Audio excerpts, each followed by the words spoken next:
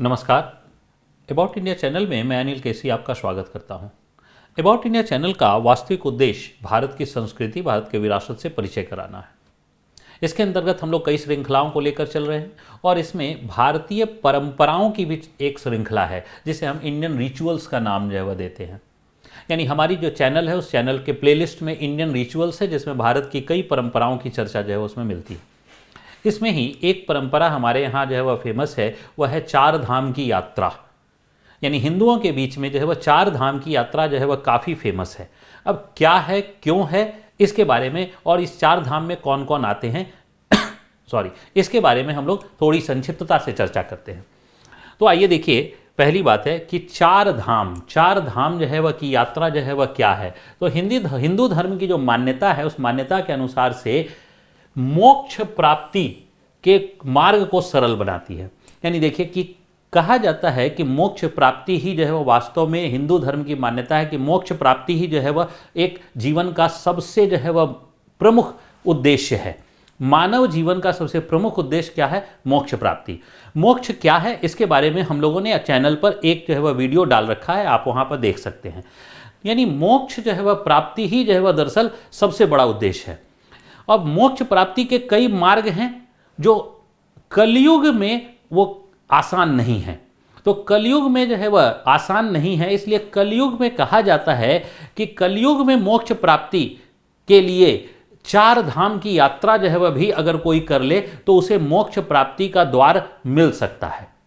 यानी उसे जीवन से मोक्ष मिल सकता है, यानी इस जीवन मरण के चक्र से उसकी मुक्ति मिल जाएगी और वह जो है हमेशा हमेशा के लिए ईश्वर के चरण में विलीन हो जाएगा।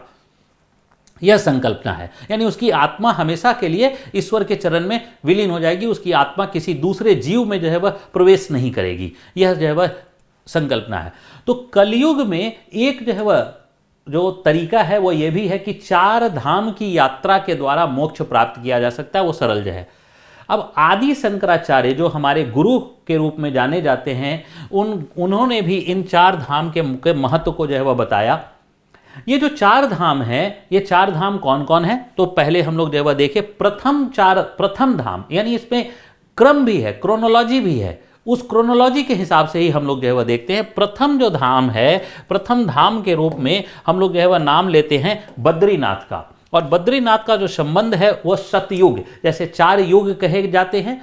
हिंदू धर्म की मान्यता है कि जो पूरा संसार का जीवन है उस संसार के जीवन को चार युग में बांटा गया है, सतयुग, त्रेता युग, द्वापर युग, कलयुग। तो वर्तमान में कलयुग चल रहा है। तो बद्रीनाथ प्रथम धाम का जो संबंध बद्रीनाथ का संबंध है सतयुग से है। और दूसरे जो है वह जो धाम है वो रामेश्वरम, और रामेश्वरम का संबंध जो है वह किससे है? त्रेता युग से है। और तीसरे का संबंध जो है वह द्वारिका धाम, उसका संबंध जो है वह द्वापर युग से है। और चौथे का संबंध जो है वह पुरी, जिसका संबंध जो है वह कलयुग से है। यानी चार धाम चार युग से संबंध जो है वह रखते हैं। अब ध्यान से देखने की बात है, इसमें रामेश्वरम में जो है वह भगवान शिव की आराधना की गई, परंतु यह भगवान राम ने स्थापना की। भगवान राम ने स्थापना की। इसका मतलब है ये चारों के चारों जो धाम हैं ये इसमें भगवान विष्णु के जो अवतार हैं उनके से जुड़ा हुआ जो है वह है। बद्रीनाथ जो है वह वो भी भगवान विष्णु, द्वारिका भगवान कृष्ण का, जगन्नाथ जो है वह भगवान कृष्ण से जुड़ा हुआ, और ये जो है भगवान राम से जुड़ा हुआ। इसका मतलब है भगवान विष्णु और उनके अवतारों से जुड़े हुए जो है वह रूप में जो है वह हम लोग यहाँ देखते हैं। हालांकि रामेश्वरम में जो मंदिर के अंदर जो है जो लिंग है वह जो है भगवान शिव का स्थापित है, लेकिन उस लिंग की स्थापना किसने की थी? तो भगवान राम ने जो है वह स्वयं किया था शिव पूजा के रूप में। यानी जब वो लंका जो है वह जा रहे थे तो लंका जो है वह जाने के पहले जो है उन्होंने भगवान शिव की आराधना की थी। उसी स्थान पर रामेश्वरम स्थित है। अब ये जो चार धाम हैं, ये चार धाम भारत के चार अलग अलग कोने में स्थित हैं। और आश्चर्यजनक रूप से ये चार धाम चार कोने में स्थित है, और चार कोने वो भारत की एकता और अखंडता को सशक्त करने का एक माध्यम जो है वह बनती है। अब देखिए, बद्रीनाथ उत्तराखंड, द्वारिका जो है गुजरात के जो है वह इस क्षेत्र में, यहाँ द्वारिका नगरी, और यहाँ पुरी, जगन्नाथ टेम्पल और रामेश्वरम। ये देखिए तो चार जो है वह अलग अलग डायरेक्शंस में है। तो तो ये जो है वह भारत की एकता और अखंडता का प्रतीक भी है कि पूरा भारत एक है, पूरा भारत संपूर्ण जो है वह भारत एक है और चारों तरफ जो है वह। और आदि शंकराचार्य का जो मंदिर है वो कहाँ है, तो वो श्रीनगर में। आदि शंकराचार्य का जो मंदिर है वो श्रीनगर में। यानी ये अपने आप में एक अद्भुत जो है वह बता रहा है एकता को, धाम जो है। अब जो है वह आइए हम लोग देखने का प्रयास करें। तो ये बद्रीनाथ जो है वह जो उत्तराखंड राज्य में है वो उसका मंदिर है। इसके बाद हम लोग देखें रामेश्वरम जो है वह मंदिर। इसके बाद तीसरा जो है वह द्वारिकाधीश मंदिर जो है वह जो द्वारिका गुजरात में स्थित है। और चौथा जो है ये हम लोग जगन्नाथपुरी का मंदिर जो है वह देखें जो पुरी जो है वह में स्थित है। अब जो है वह देखिए क्या है, चार धाम, तो ये भारत के चार धाम के रूप में जाने जाते हैं और इन्हें जो है वह दरअसल मोक्ष प्राप्ति के लिए एक जो है वह सरल करने के लिए एक जो है वह धाम की संकल्पना स्थापित की गई थी। लेकिन चार धाम की यात्रा जो है वह उत्तराखंड राज्य में भी है। अब उत्तराखंड राज्य की संकल्पना समझिए। तो उत्तराखंड राज्य में जो चार धाम हैं उसे दरअसल छोटा चार धाम कहा जाता है या उत्तराखंड का चार धाम कहा जाता है। अब ध्यान से समझिएगा, ये चार धाम भारत के चार धाम नहीं है, ये उत्तराखंड के चार धाम है या फिर जो है वह हम लोग ये कह सकते हैं छोटा चार धाम, इसकी संकल्पना है। अब इस छोटा चार धाम में कौन कौन शामिल हैं, तो यमुनोत्री, गंगोत्री, केदारनाथ, बद्रीनाथ, ये चार धाम हैं। यानी यमुनोत्री में यमुना नदी, जो यमुना जो है वह किसको माना जाता है, तो यमुना माना जाता है सूर्य देव की पुत्री को। और गंगा, तो मां गंगा जो है वह तो भगवान शिव की जटा से उत्पन्न हुई। देवताओं ने जो है वह धरती पर जो है वह गंगा को अवतरित किया और उसका फ्लो इतना था कि धरती नष्ट हो जाती, इसलिए भगवान शिव ने अपनी जटाओं में जो है वह उसके जल को समा लिया और वहीं से जो है वह भागीरथ नदी जो है का उदय जो है वह होता है। तो ये गंगा नदी। केदारनाथ, भगवान शिव यानी केदार के देव। अब केदार जो है वह का अर्थ होता है पावरफुल, तो भगवान शिव चूंकि संहार के देवता हैं इसलिए उन्हें पावरफुल जो है वह देव के रूप में जो है वह माना जाता है। और बद्रीनाथ जो है वह भगवान विष्णु का जो है वह मंदिर है और वो बद्री के देव, बद्री यानी क्लाउड, और क्लाउड जो है वह काफी चमकता हुआ प्रतीत होता है। जब जो है वह सूर्य की किरणें, तेज किरणें जो है वह क्लाउड पर पड़ती है, तो बादलों पर पड़ती है तो वह काफी चमकता हुआ जो है वह प्रतीत होता है। इसलिए बद्री का अर्थ भी जो है वह होता है लाइटनिंग, चमकता हुआ। तो ये चमकते हुए देव, क्यों, क्योंकि ये जो है वह पालन करता है। तो ये भगवान विष्णु के रूप में। अब जो है वह उत्तराखंड में इसकी अवस्थिति को अगर हम देखें तो यहां हमें ऋषिकेश जो है वह दिखाई दे रहा है। और ऋषिकेश से सबसे वेस्ट, ये ऋषिकेश से जो है वह ये नॉर्थ डायरेक्शन है, नॉर्थ डायरेक्शन की ओर बढ़ेंगे और ये वेस्ट डायरेक्शन है। तो सबसे वेस्ट में जो है वह यमुनोत्री है, उसके बाद जो है वह गंगोत्री है, उसके बाद जो है वह केदारनाथ है और सबसे जो है वह ईस्ट में जो है वह सबसे ईस्ट साइड में जो है वह क्या है, तो बद्रीनाथ है।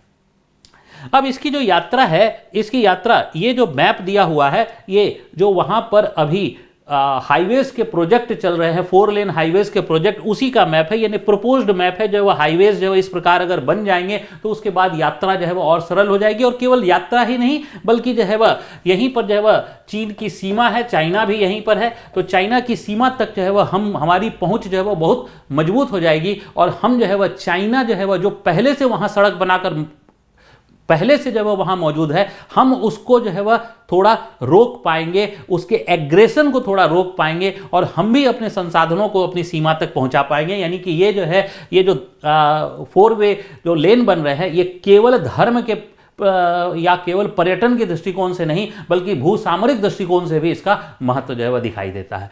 अब ये जो 4 हैं, इसमें से यमुनोत्री धाम का मंदिर जो है वह ये है, इसके बाद गंगोत्री धाम का मंदिर जो है वह ये है। और गंगोत्री धाम के इसके पिक्चर साफ नहीं है, लेकिन ये माँ गंगा, ये गंगोत्री, और यही जो है वह ग्लेशियर है जो गंगोत्री ग्लेशियर कहलाता है। और ये जो है वह केदारनाथ धाम में भगवान शिव का जो है वह मंदिर जो ज्योतिर्लिंग में से एक माना जाता है, और ये बद्रीनाथ का मंदिर।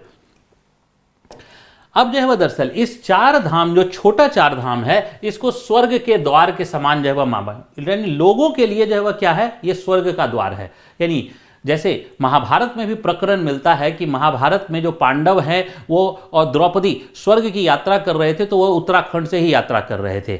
और चूंकि हरिद्वार नाम ही जो है वह पड़ा है हरि का द्वार, यानी हरि जो है वह के द्वार को अगर जाना है तो हरिद्वार से जो है वह आप प्रवेश कीजिए। तो ये जो है वह ये जो है वह चार धाम को स्वर्ग लोक की यात्रा की, यानी स्वर्ग की ओर जो है वह जाने का। ये जो छोटा चार धाम है इसकी यात्रा जब ग्रीष्म काल में होती है। हालांकि जो बड़े चार धाम है वो किसी भी मौसम में पूरे वर्ष भर खुले हुए होते हैं, लेकिन जो छोटा चार धाम है वह केवल ग्रीष्म काल में, और ग्रीष्म काल में ग्रेगोरियन कैलेंडर के अनुसार से मई से नवंबर माह के बीच में होती है, जबकि हिंदू कैलेंडर के अनुसार से अक्षय तृतीया, जो अक्षय तृतीया कब होता है तो वैशाख शुक्ल पक्ष तृतीया, तो वैशाख माह जो है और वैशाख माह का शुक्ल पक्ष की तृतीया से जब इसका प्रारंभ होता है और दीपावली में समाप्त होता है, यानी कार्तिक अमावस्या में समाप्त हो जाता है। हालांकि किसी किसी वर्ष जब बहुत ज्यादा बर्फबारी पड़ जाती है तो इसे विजयादशमी के दिन भी समाप्त कर दिया जाता है।